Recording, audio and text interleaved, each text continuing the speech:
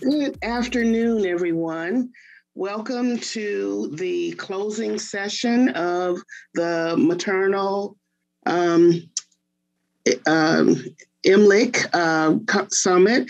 And we are so happy that you have made it through this wonderful day, and really hope that you have enjoyed the phenomenal sessions that have gone on throughout the day. I am Kimmery Bug. I'm with Reaching Our Sisters Everywhere, Rose, out of Atlanta, Georgia. We are a nonprofit organization that was founded to address breastfeeding disparities, specifically in the African American community. So our role with MLIC is we are part of the engagement core. We work with UNC Chapel Hill to do technical assistance and customized TA with states and projects that want to work closely, more closely with mothers and families in the community. It is my pleasure to introduce to you all Sonya Renee Taylor. She is the founder and radical executive officer of The Body is Not an Apology, an international movement and organization committed to radical self-love and body empowerment as the foundational tool for social justice and global transformation. She is the author of The Body is Not an Apology, The Power of Radical Self-Love. Sonya's work as an award-winning performance poet, as an activist and transformational leader continues to have global reach. Sonya is a former national and international poetry slam champion, author, educator, and activist. Believing in the power of art as a vehicle for social change, Sonya has been widely recognized for her work as a change agent. Sonya and her work has been seen and heard and read on HBO, BET, MTV, TV One, NPR, PBS, CNN, Oxygen Network, The New York Times, New York Magazine, MSNBC.com,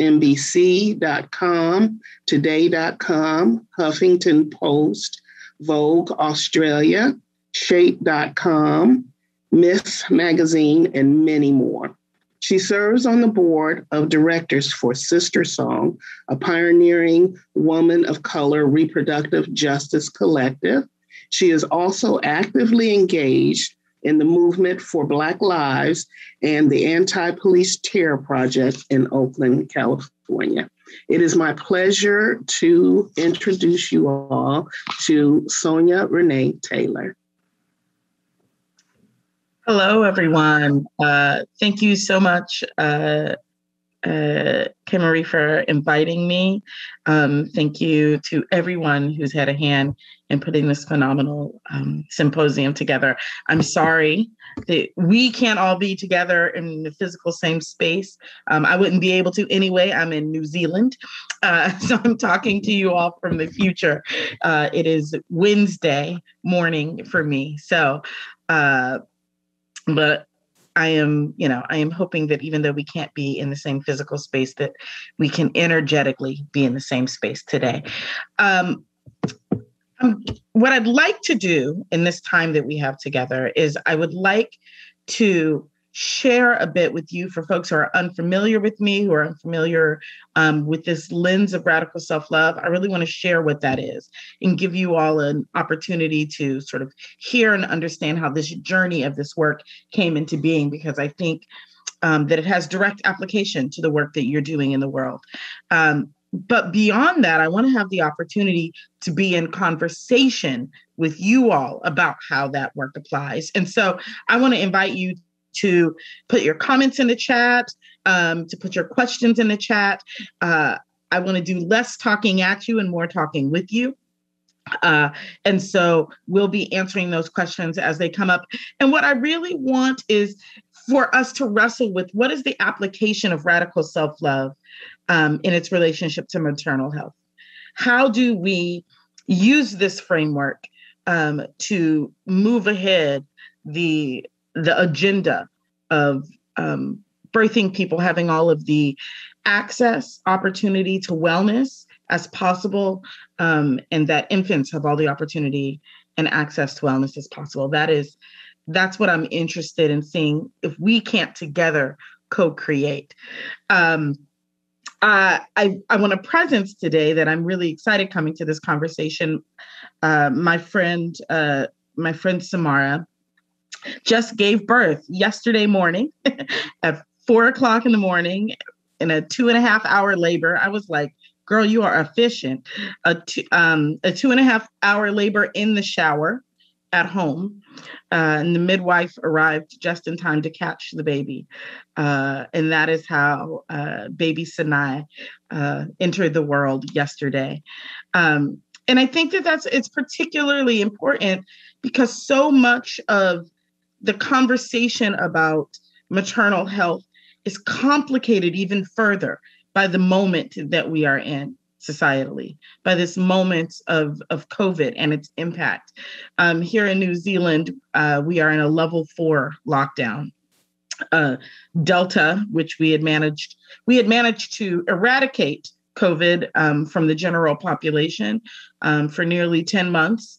We were living La Vida Loca over here with lots of spaciousness. And then Delta made its way to our shores on August 7th. And we went into a level 4 lockdown, which is essential services only, and shelter in place orders for the entire country. That we went into that on August 17th. And we did that when there was one confirmed community case of Delta. And I think that that's an interesting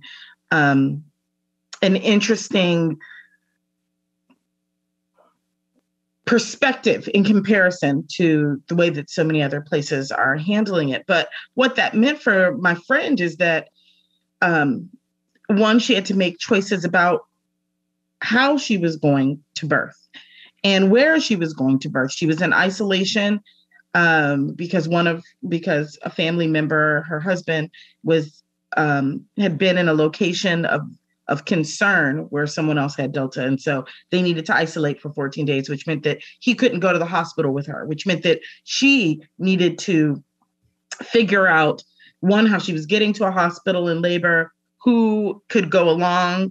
They were trying to figure out if her 12-year-old daughter could go and be her support. If not, I was going to be the backup plan. Or were they going to birth at home so that the whole family could be? All of a sudden, there were so many more complications than what are necessarily useful.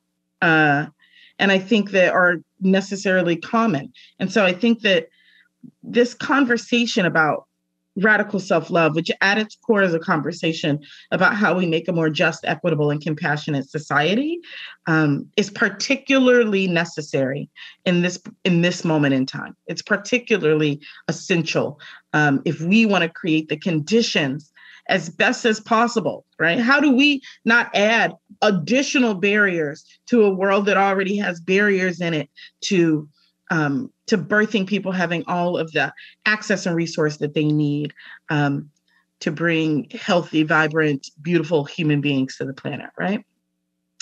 So before we get into that, I want to give a little bit of a context about me and the work that I do and sort of how I got here and what this work is, because I think that is essential in understanding how it is that it might be applicable.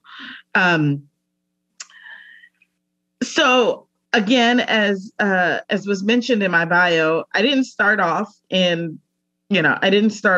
a radical self-love advocate. I certainly didn't know, at least, that that's what I was doing if I was.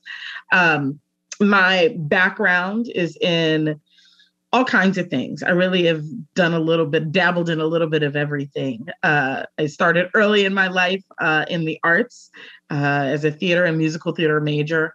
And then after school, after college, moved toward social services and public health, and worked around mental health, worked around HIV and AIDS, worked with youth with behavioral challenges, and then did a whole bunch of other things. And then I quit all of those jobs and decided I was going to become a poet. And so for a decade of my life, I made my living as a performance poet and slam poet, competing in competitive performance poetry around the world. And The Body Is Not an Apology really felt like the gathering of all of these various parts of myself into one cohesive offering to the world. And it's important to talk about how it came into being, because I think it frames the work and how this work applies in the world, and how this work is just an authentic outpouring of what it is that I hope that we might all offer to each other. So I was in a slam in Knoxville, Tennessee, living my best life with my team. There were about 5 of us, and we were such varied human beings. We were Asian, and we were queer, and we were straight, and we were white, and we were Black, and we were able-bodied and disabled. We were all kinds of human beings here in the South playing this ridiculous game. And I was having a conversation with one of my teammates, and my teammate shared with me that, she was afraid she might have an unintended pregnancy. And I'm the nosy friend. I get in your business from a deep place of love. This is the way I like to think about it. And from that place, I started asking my friends some questions.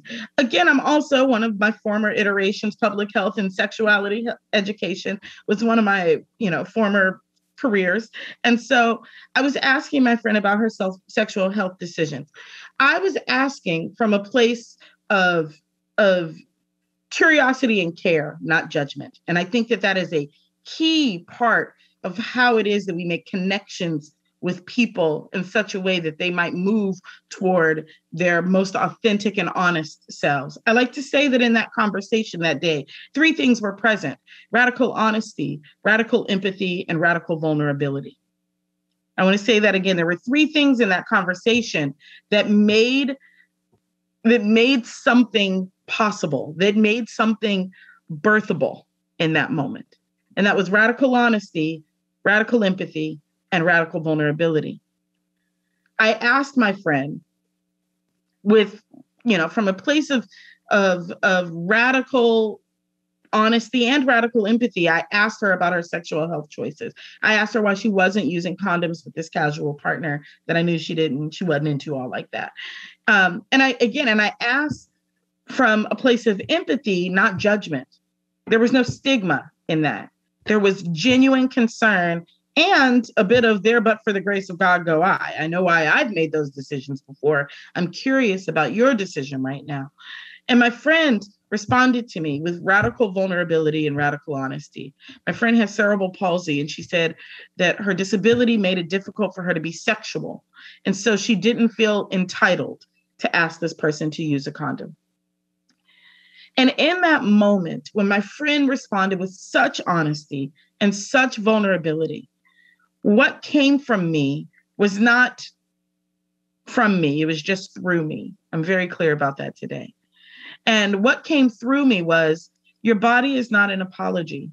It's not something you offer to someone to say, sorry for my disability. And when I said that to her, something opened, something got created.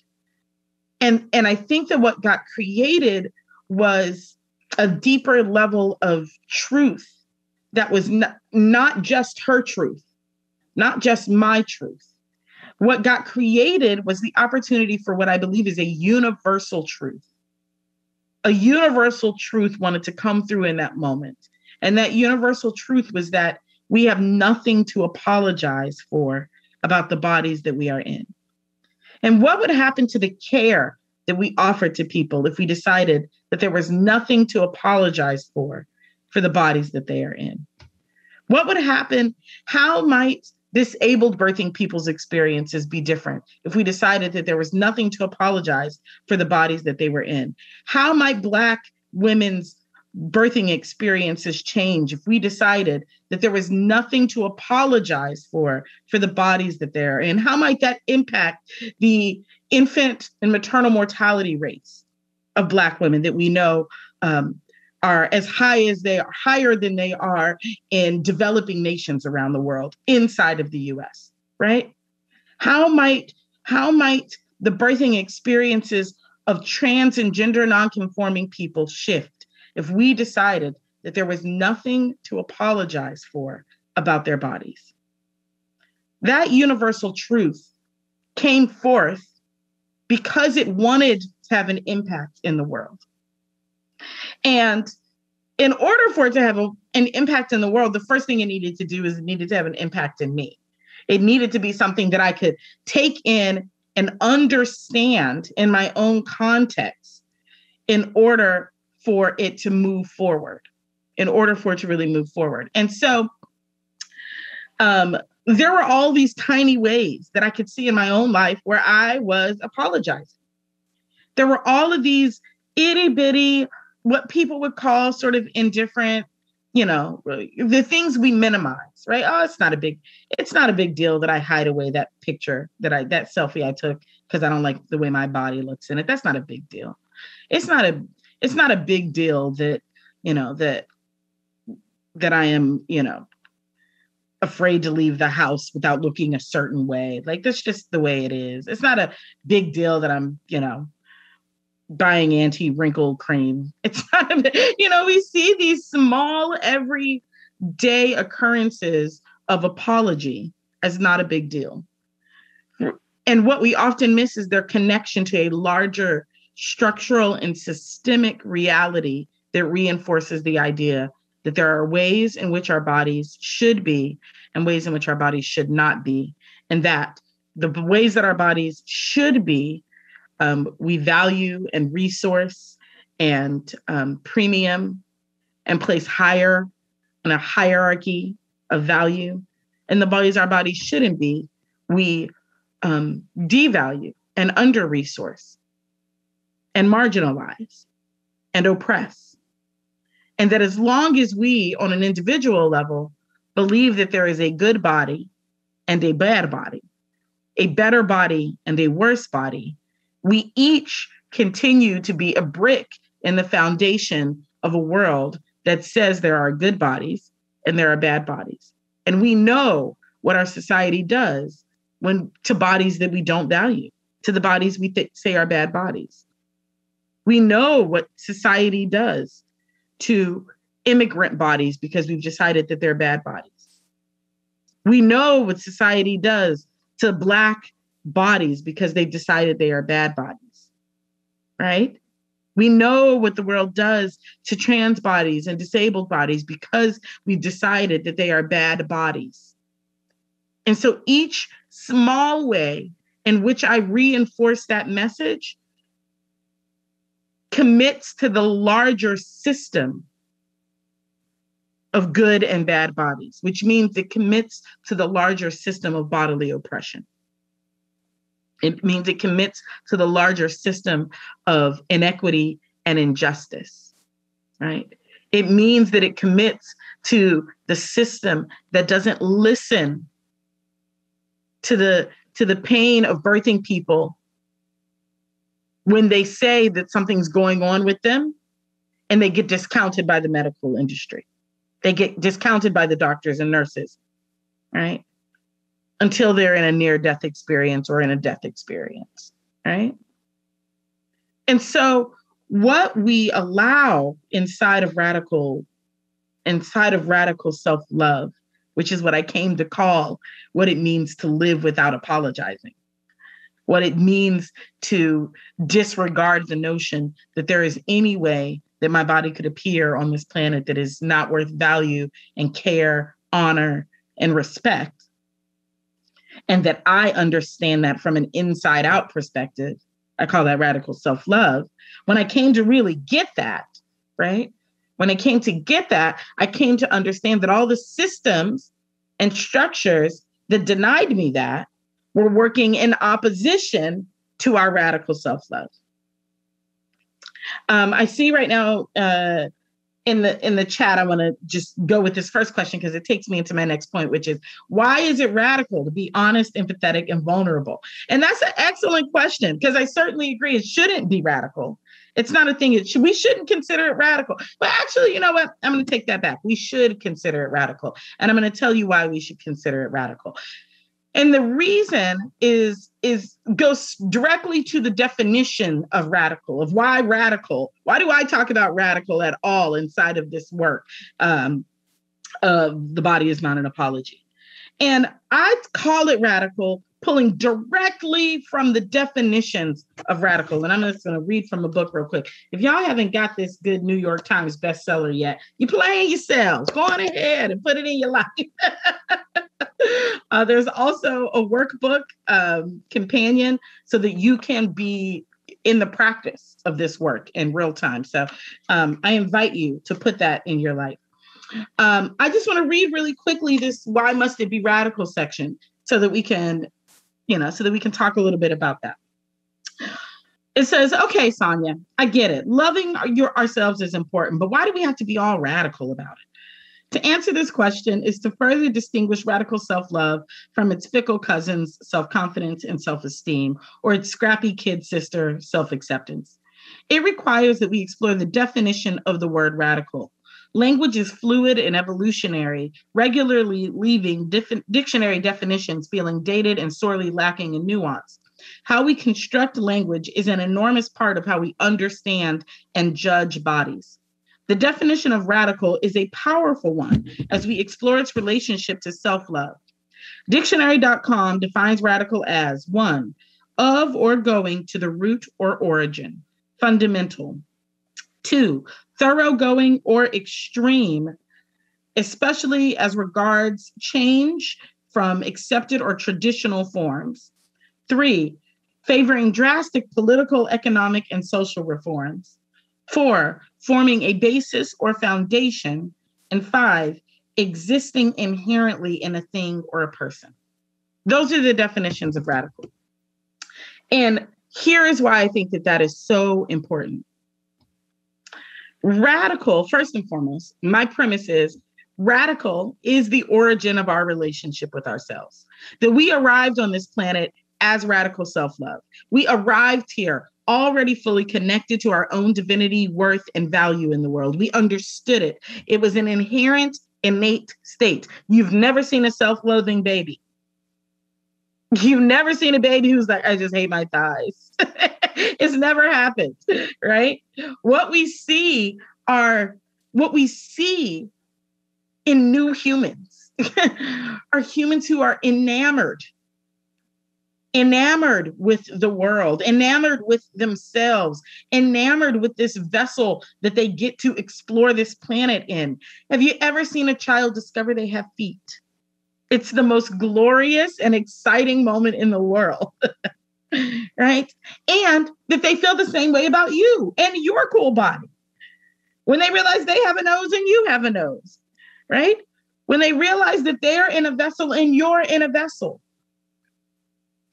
And that's the default setting of humans, is what I like to say. That's how we all arrived here. That's your factory installed setting is radical self-love. We came here in right relationship with our own beings and the beings of others. All right. So that's already radical according to that definition. Radical is also thoroughgoing or extreme in comparison to traditional forms. So this goes to that question about why is it radical to be honest, empathetic, and vulnerable? And unfortunately, it's radical to be honest, empathetic, and vulnerable because we live in a society that devalues honesty, empathy, and vulnerability. Because the traditional way in which we treat honesty, empathy, and vulnerability is as a weakness, is as a failing, right? Inside of a capitalistic heteropatriarchy, what we get is a world that says you are only as valuable as your accomplishments, only as valuable as you can pretend to be unaffected by the world, and only as valuable as you are invulnerable to the conditions of the world, while making the conditions of the world ever increasingly more challenging. And so it is radical to choose a different path. It's radical to choose a path of vulnerability, empathy, and honesty. I say that it is radical. We live in a society that every day, from the time you wake up in the morning until the time you go to bed at night, tells you that you are deficient in some way, that there is something that they need to sell you so you can fix yourself, that there is some version of you and other people that is less than other versions of other people. And that comes through media, it comes through policy, it comes through our systems and structures, our medical industrial complex, prison industrial complex, it comes through social media, it comes through legislation. Every single day, we are given these messages.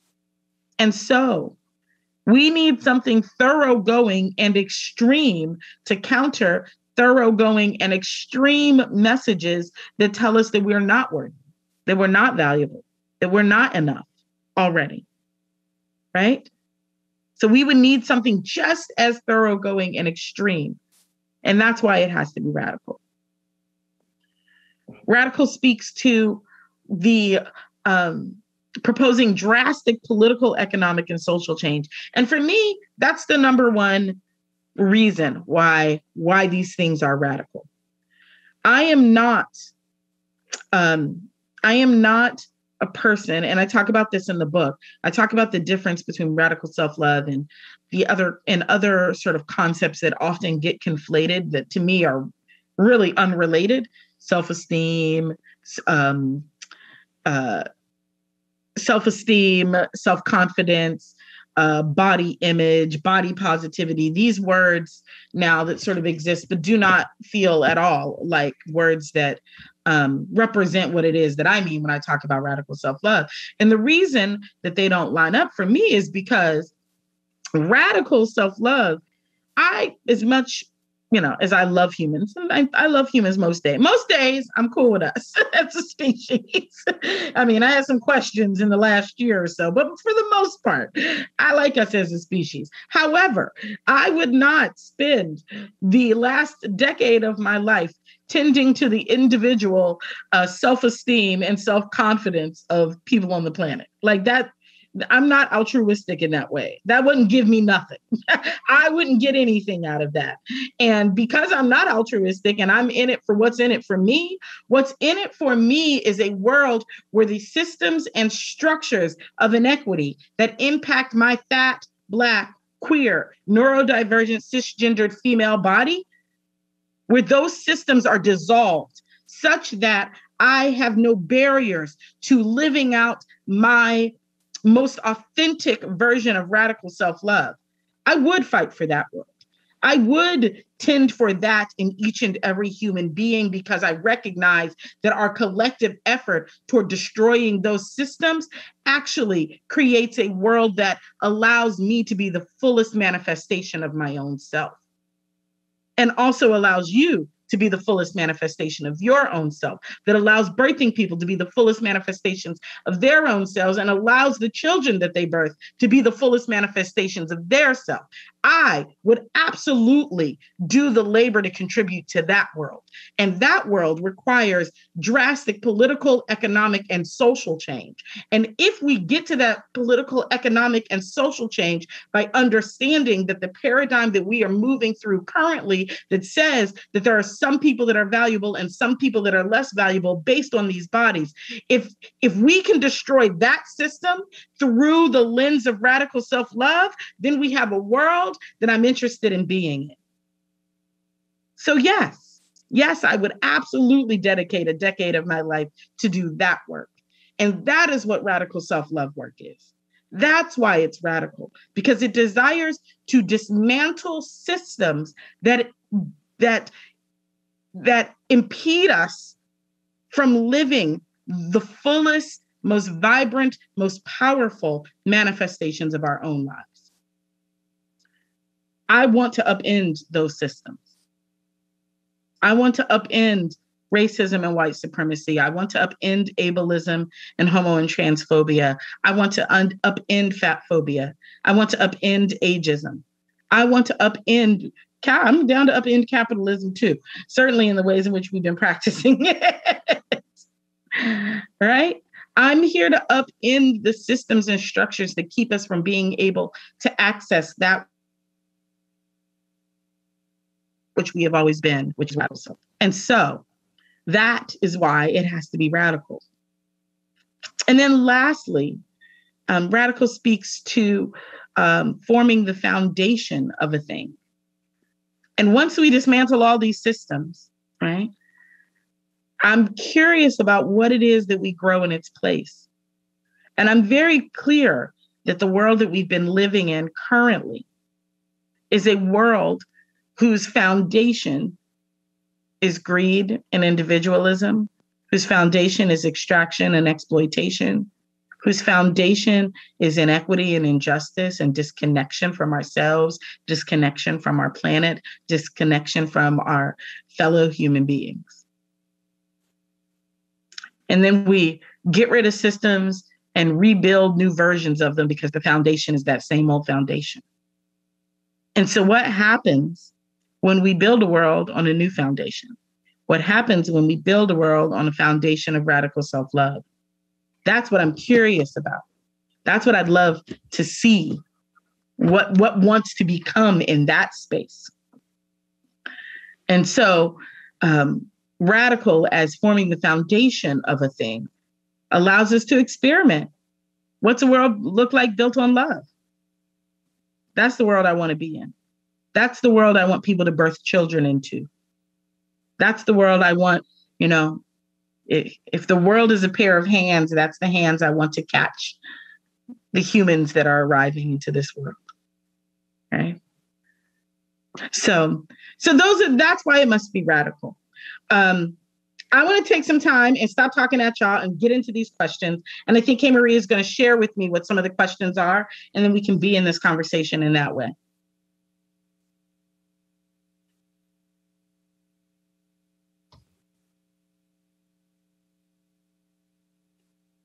I think you're on mute still, K. Marie.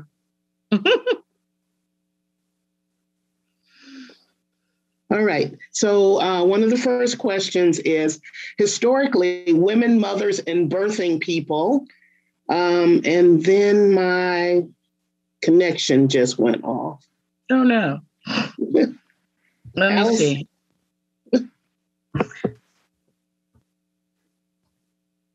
I might be able to find the question myself. Let me look. Here it is. I think it says historically, women, mothers, and birthing people have been historically expected to put everyone's needs before their own. In a panel I listened to earlier, a practitioner pointed out that it's not normal or okay to be living in pain or discomfort, yet so many pregnant and postpartum people do. Can you talk about the relationship between self-love and self-care? Absolutely. I think it's such an important point, that in a world that asks certain people to discount themselves, right, in service for other people, that world is an inherently inequitable world, right? And that it's a world that is structured on who we value, right? Because if we valued people, right, if we valued them at the same level that we value others, we would never ask them to put their needs away, right? Like, you have to think about, one of the things that I talk about oftentimes in this conversation, I mentioned it a little bit earlier, is this hierarchy of bodies.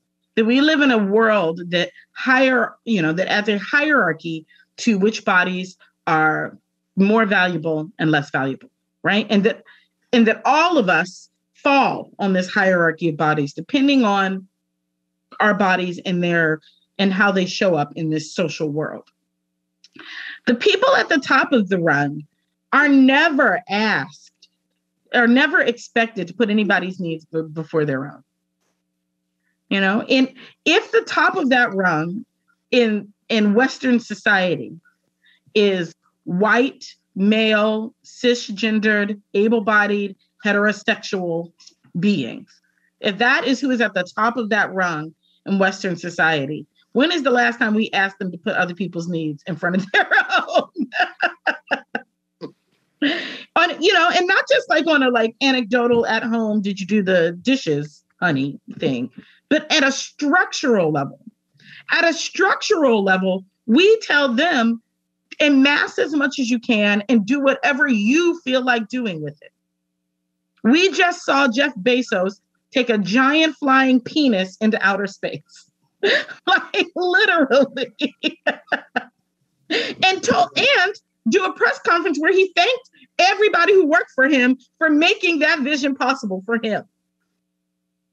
That's the extent to which we say that the people of that top rung are not responsible to think about or care about anyone else other than themselves. Right? That's the sort of like hyperbolic measure of that message in the world. What radical self-love proposes is that we cannot give that which we do not have. And that you cannot build externally that which you have not built internally. That the world that I'm talking about bringing into being, this world of radical self-love, is a world that requires us to practice and build the tools inside of us in order to see it manifest in the world. So if your relationship with your own self is one of denial, is one of scarcity, is one of marginalization, if you practice marginalizing yourself, it will be impossible to eradicate marginalization in the world. Wow. And you start from the smallest level of that. So if you are a parent, if you are a birthing person, and you're practicing marginalizing your own needs, what you will undoubtedly do is create a foundation of the larger world, but also a foundation of the beginning of life of your own child that says, I marginalize my needs. That is amazing. And it's almost just like the next question that I have here that says, it is hard to keep reminding yourself to radically love yourself. How do we keep reminding ourselves to radically love ourselves and others? Yeah. So what I offer, and this is part of the reason why I do the work that I do, the way that I do it, is because it's a daily practice. And I think this goes, just like you said, to this question about self-care. If we treat it like a thing we on occasion think about, we will not be making substantive change, because we don't live in a world that tells you on occasion that you aren't good enough. We live in a world that tells you every single day you are not good enough. And if you are not in a practice of combating that on a regular basis, like people want to treat sort of self-care and radical self-love like this thing you do on the side, right? And what I'm proposing is that, that's exactly what capitalism wants you to do. It's like, it's a thing you do on the side and you go and you spend your money to do it, right? That is how capitalism has co-opted these messages, right? Oh, it's a bubble bath, and here's this fancy bubble bath, that I'm going to sell you. Oh no, radical self-love is I can't even think of all of the commercial ways in which we have tried to commercialize and commodify radical self-love, such that it is just a thing you do on the side, like buying a new pair of jeans or, going on vacation is my radical self-love act. And I'm not saying that those things cannot be, but I'm saying that if radical self-love is a thing you're squeezing in, then it's not radical self-love. It's capitalism. That's how you remember. What you remember is that if it is central, if it is the ethos through which you live your life, then it can't be marginalized. Because when I recognize that I live in a world that prospers off of my self-loathing, and doesn't just prosper off of my self-loathing, but constructs systems and structures to control and denigrate me for the purpose of profit and power. And I recognize that the most effective daily way that I can fight that system is by living in my own worth and divinity and making my decisions, my daily decisions from, is this a manifestation of my understanding of my own inherent worth, value, and divinity in this world? Or is this decision a manifestation of shame, disconnection, stigma, and a world that says that I'm not worthy? And if I can make those decisions based off of those structures, that is how I'm infusing radical self-love in my daily life. So you got to build a practice around it. And again, that's stuff that I talk about in the book. I talk about how you do it as a daily practice, as a practice that makes it a political act and not just some fun thing you do on the side to make you feel better sometimes. And I have one here that is really important to the work that we do. It says, what can people who are working within the system now, policy system, capitalistic system, do right now? Right now. So here's what I think is the most important thing about this framework of radical self-love for me, is that a right now action is always about how do I apply this in my own life? The first place, one of the things that I see that I think is one of the most misguided aspects of movement work in the world is, again, that we think we can build externally what we haven't built internally. That so many of us are busy trying to change the outside world while inside still living in the exact same systems and structures that we've been indoctrinated to. And somehow we think that's going to get us to a new world. Your first practice is, how do I apply radical self-love to my own life? How have I been indoctrinated into a system that says that some bodies are more valuable and other bodies are less valuable? What ways does that show up in me? What ways have I been brainwashed into this particular ideology? Because we have all lived inside the same world with the same kind of messages, all of us, which means that there's a way in which I understand and experience it inside of my own body. There's a way in which I have taken that on as how I relate to my own body. And there's a way in which I've taken that on and related to other bodies. The first place you go is, where am I living those stories inside of myself? And how do I begin to dismantle that story inside of myself? What am I being told? And what am I choosing to believe? And what is the opposite belief in action today about my own body? And then as you build the capacity around that, then you begin to say, oh, I see that out there. I see that same thing that system has tried to indoctrinate into me. Oh, I see that playing out over there now. Now I have actually the strength. I have shored up the foundation of my own radical self-love such that I have an experience of internal power that allows me to then say, oh, this isn't right in this space, and I want to advocate against it, or I want to build a coalition of coworkers around it, or I want to start a group that tackles that.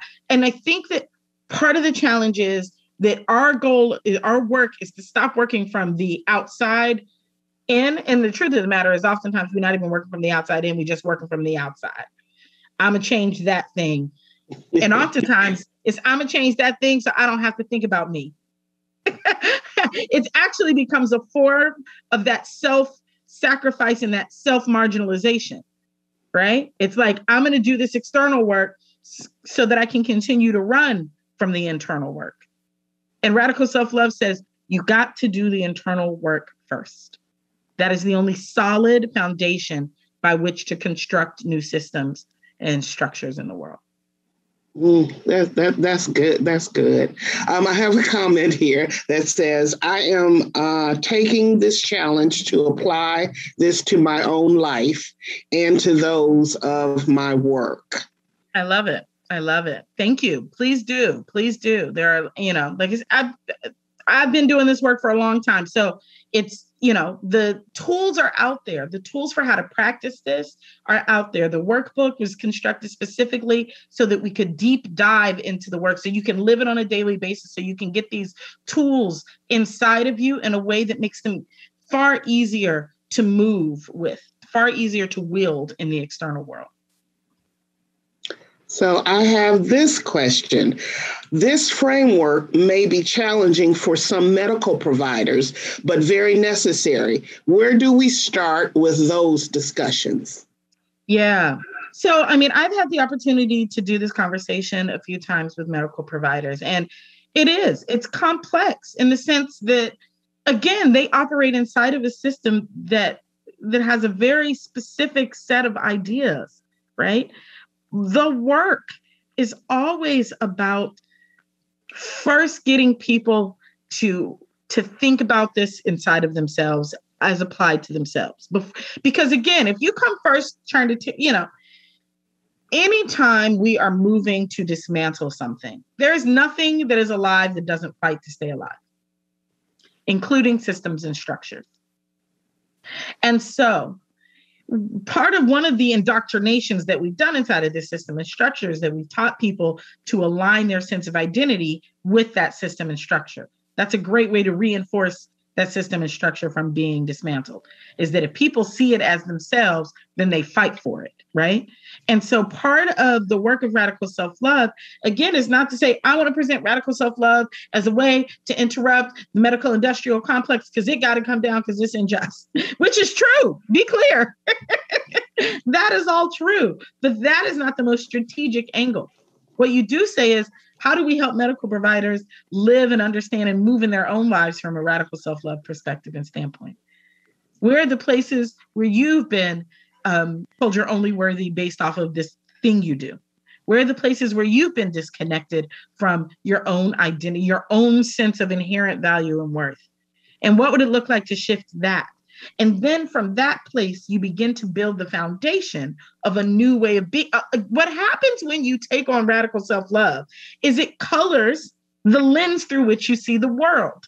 And so what happens is you see yourself, and then you start being like, oh, I see that now. That other thing I couldn't see before now feels really clear to me. And from there, you start challenging the things that you see. And so I really see radical self-love as a Trojan horse framework. You present it to people as the version of their own care, first and foremost.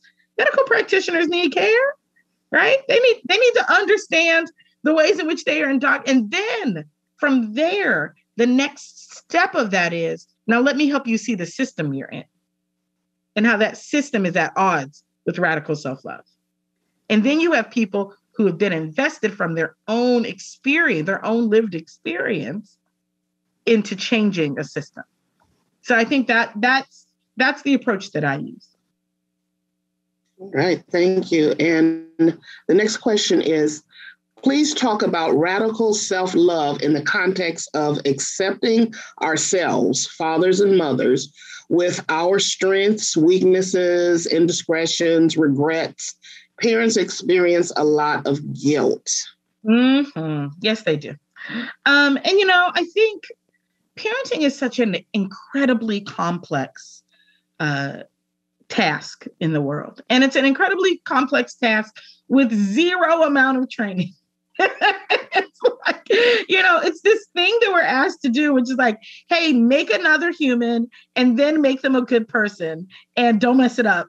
And good luck with that, right? With very little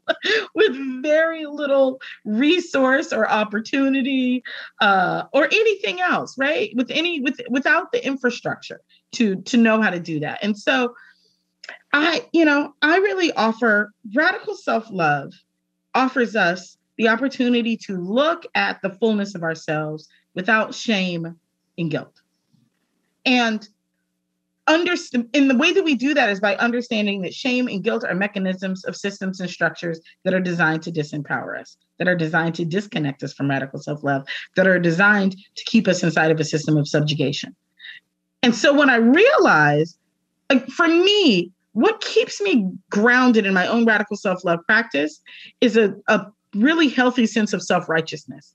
That I'm like, I recognize who wins when I'm not inside of my radical self-love.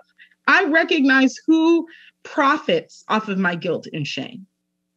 And I have zero desire to give them not one more dime. And so that's what sturdies up my radical self-love work. And so as a parent, first and foremost, if you're inside of a paradigm of perfection, you are outside of a paradigm of radical self-love. If you are inside of a paradigm that does not allow for mistakes and imperfection, for not knowing, for getting lost, for trying to recover, then you are outside of a paradigm of radical self-love. You are also outside of a paradigm of radical self-love if you cannot be in accountability for your imperfections, your missteps and mistakes. If you can own them and you can be accountable for them, that is a radical self-love practice. And so the invitation is to, one, stop thinking you're going to do. I had a workshop in Canada this was like right before, it was like February of 2020, right before the pandemic hit. And a mother got up and she was like, I'm just so afraid that I'm not going to be able, that I'm, not going to be able to pass this on to my daughter. And that, I'm afraid I'm going to fuck it up, is what she said to me. And I said to her, you're going to fuck it up. You're gonna fuck it up. And I said that because what I want us to understand is you will mess up. Yes, you will make mistakes. You're going to get it wrong because you are human. And because humans are fallible, imperfect beings. And can you be with that?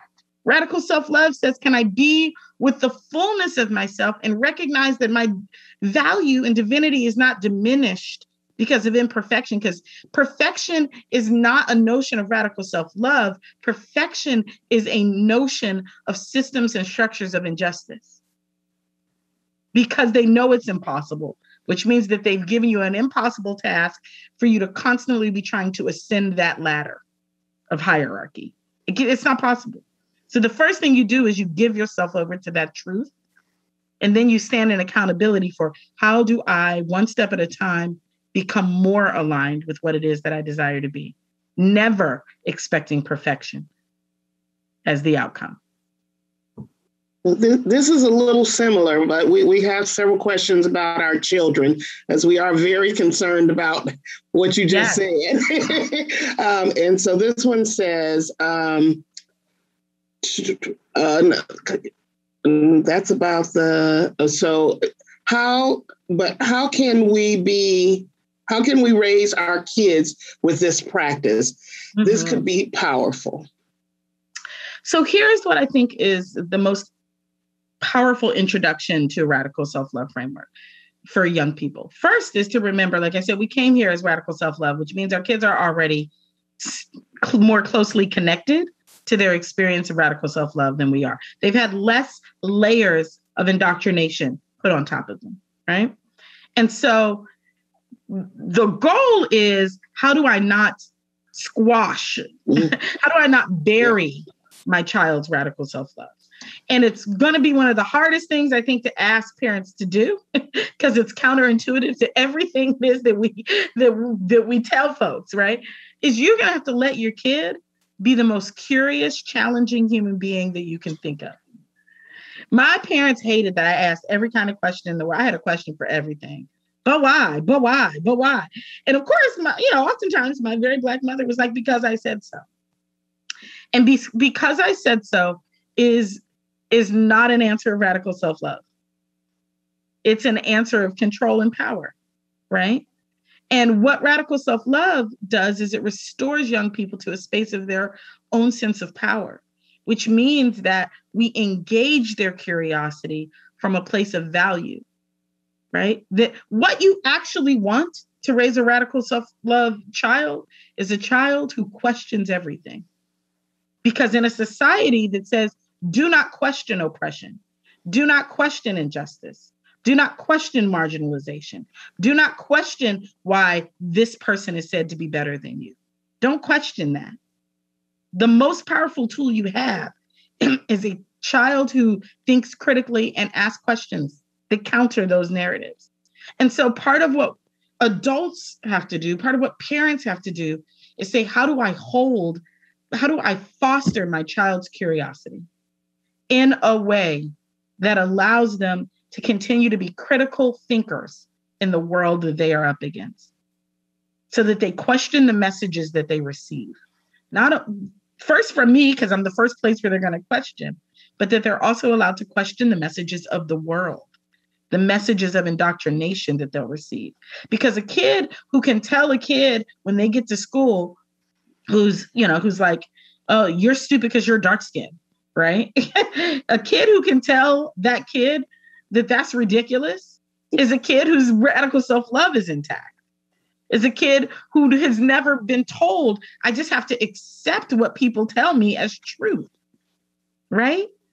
And so that, I think, is the most powerful tool, is teaching your kid to be a critical thinker and allowing them the spaciousness in life to question things and to question them and to answer them. My mother said, you can ask me anything. It's not what you ask, it's how you ask it, is what my mother taught me. And she gave me the great skills of diplomacy. I probably can ask a really awkward question to almost anybody in the world, because my mother taught me how to ask a question in a way that allowed me to get an answer. So I really invite you to allow your kids to be curious, critical thinkers, because they already came here with the radical self-love. Our job is to not squelch it. Right. I absolutely love all of the post of especially fathers talking to their children and giving them affirmations and them repeating the affirmations. Yeah. That is so powerful. Absolutely. Absolutely. There are so many, and speaking radical self-love over your children, right? But also what I think is paramount is that you can't be telling your child to love themselves radically and defaming yourself every single day. You can't be like, you're beautiful.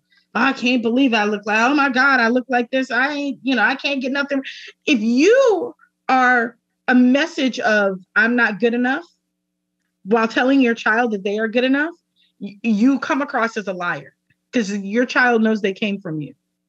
Your child knows that they are a part of you, which means that if there's something that is not valuable about you, inherently there is something not valuable about them.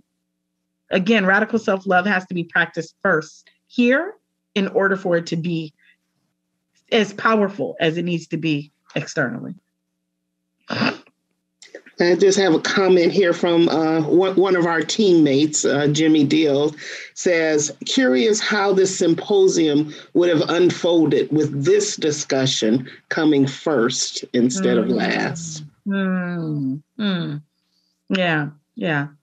I love, I think it's such I really desire for radical self-love to be the framework through which we do work. One of the things I'm most curious about this year, and I said I was going to stop doing podcasts where, folks have just read the book and they're just kind of still in there, like, I'm unpacking the fact that I wear size 12 jeans, which is fine. Like, unpack that. I think that's important, but that's not the application of this work that is most inspiring to me right now. I want people to take radical self-love as a framework and say, what does a massive overhaul of maternal health look like through the lens of radical self-love? How does that apply? How do we then talk to medical practitioners? How does advocacy shift, right? How does our showing up and our messaging in midwifery or doulaing, how does that show up differently through a lens of radical self-love? What are the applications of radical self-love in the real world that shift how it is we move? That's what I'm so curious about. And I believe that we're in this place now where we're starting to have this conversation. That's how I end up in here, right? In this conversation with you all, is because it is a time to be shifting and changing the lens through which we do the work. It's not just about how we do the work. How we do the work is informed by how we understand the work. And if we understand the work through the lens of radical self-love, it changes. I do believe it changes everything.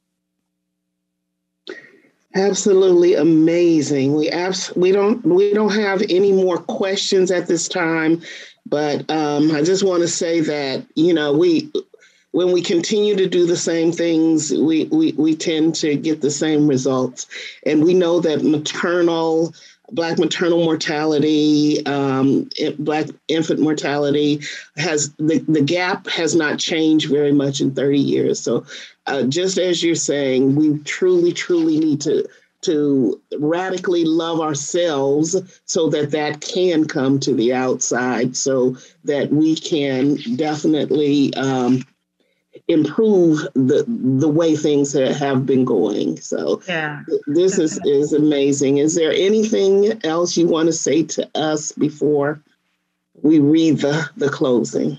Yeah, I just want to add this one final thing, and I think you just touched on it. It feels really important to name. Is that radical self-love is the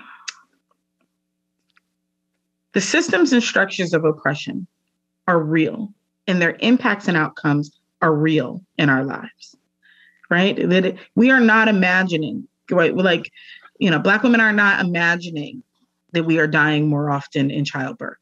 It is true, and it is real, and it is systemic, and it is structural, right?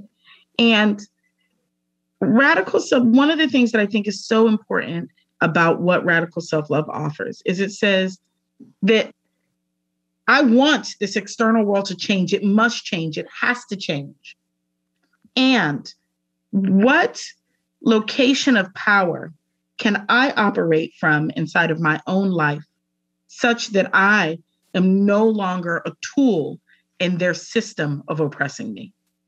How do I divest from being a tool for systems of oppression?